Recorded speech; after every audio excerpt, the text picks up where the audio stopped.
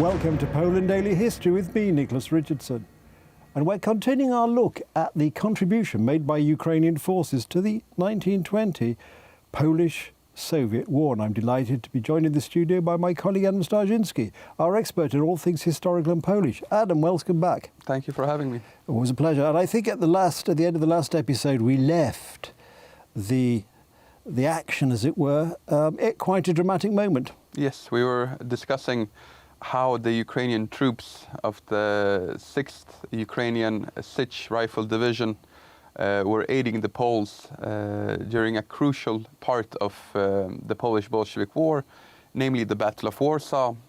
The Ukrainians, they weren't anywhere near Warsaw. They were further down south, trying to hold the city of Zamość, which was also under attack by the Soviet Red Army at the time.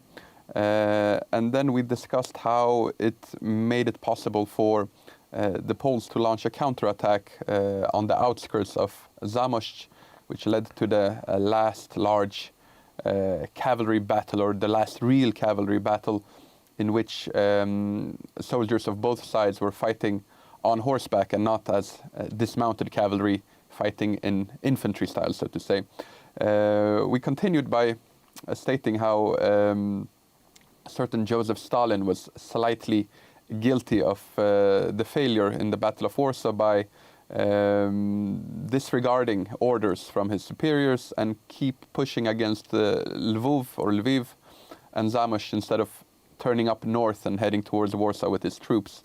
But if we look at the Ukrainians, they did really play an important role, at least locally, when it comes to Zamość. Then there's always the case that historians will debate what would have happened if Zamość would have fallen, or whether it would have had any impact on the Battle of Warsaw. But at least instinctively, it does seem that an advance further down south would have made things much more difficult in Warsaw. After the Battle of Warsaw, in the coming weeks and months, there was a Polish offensive going east. There was especially the Battle of the Niemen River, in which the Soviet forces tried to regroup after having been routed outside of Warsaw, trying to set up a new defensive line along the river, and they were starting to build up reserves, and there were even new plans being made in Moscow that there would be a second push towards Warsaw, and after defeating the Poles, the idea was naturally to continue further west to go into Germany and really the heartland of continental Europe, from which the general worldwide revolution was supposed to be spread. Yes, because of course, as we mentioned on the previous episode, the Russian proletariat were never quite good enough for for Lenin and his merry men. They felt that the Germans were only worthy of being a proper, forming a proper proletariat, the sort of stuff of which revolutions, in their view, were made. Absolutely, the dogmatists, they always they don't follow the terrain; they follow the map, as they say. So, in this case, the map was Das Kapital and the Communist Manifesto written by Marx and Engels, in which they stated that the revolution will come from the proletariat, from the industrial underclass or lower class, and not from an agrarian society, which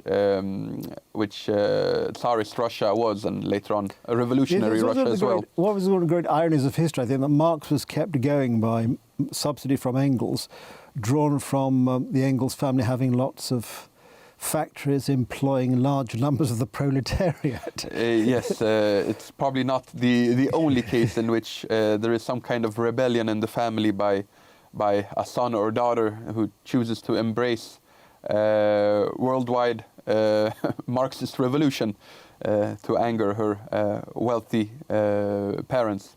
But when it came to this potential revolution in Germany, there had been two attempts just in the previous year. The Bavarian Socialist Republic had been created in the south around Munich, which wasn't very long-lasting. Neither was the Spartakist uprising in Berlin. but nevertheless, it showed that there were strong sympathies for the communist movement in Germany, especially many soldiers that had been fighting in the First World War.